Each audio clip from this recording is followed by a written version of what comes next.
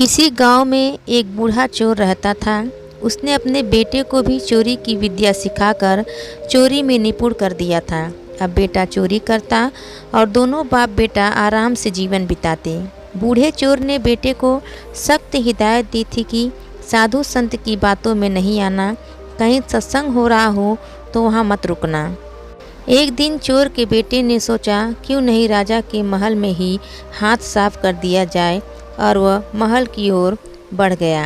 थोड़ी दूरी पर उसने देखा कि बहुत बड़े महात्मा का प्रवचन चल रहा है। पिताजी ने मना किया है, यह सोचकर वह कानों में उंगली डालकर वहां से भागने लगा। भागते भागते वह एक पत्थर से टकराकर नीचे गिर गया। तभी महात्मा की आवाज़ उसके कानों में पड़ी, कभी झूठ नहीं बोलना चाहिए, जिसका नमक खाओ उसका बुरा मत सोचो। जो ऐसा करता है ईश्वर उसको सदैव सुखी बनाए रखता है। वह तुरंत उठा और राजा के महल की तरफ चल पड़ा।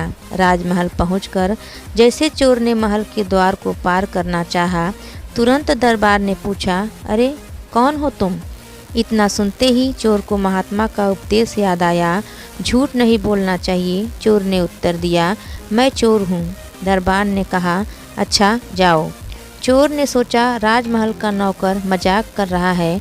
सच बोलकर चोर को राजमहल में प्रवेश मिल गया। चोर एक कमरे में घुसा। वहाँ उसने ढेर सारा पैसा और जेवर देखा।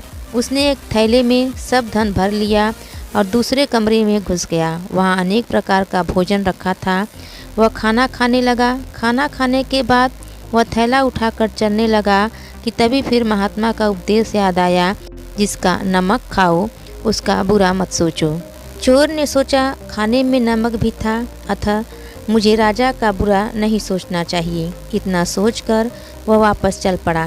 पहरेदार ने फिर पूछा, क्या हुआ, चोरी क्यों नहीं की? चोर ने कहा कि जिसका नमक खाओ उसके यहाँ चोरी नहीं करती, इसलिए सारा धन रसोई में छोड़ आया हूँ। तभी रसोइये की आवाज़ आई, चोर पकड़ो पकड़ो। तो दरबार ने चोर को पकड़ लिया और राजा के सामने पेश किया।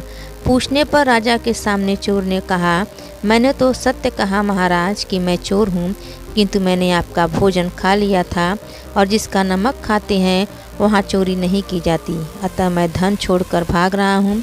चोर के उत्तर से राजा बहुत प्रसन्न हुए और उसे अपने यहाँ नौकरी दे दी। राजमहल से घर जाकर चोर ने अपने पिता से कहा कि देखिए पिताजी, महात्मा की बात मानने के कारण ही मुझे दरबार में नौकरी मिली। संतों और महात्माओं के प्रवचनों से सभी का कल्याण होता है।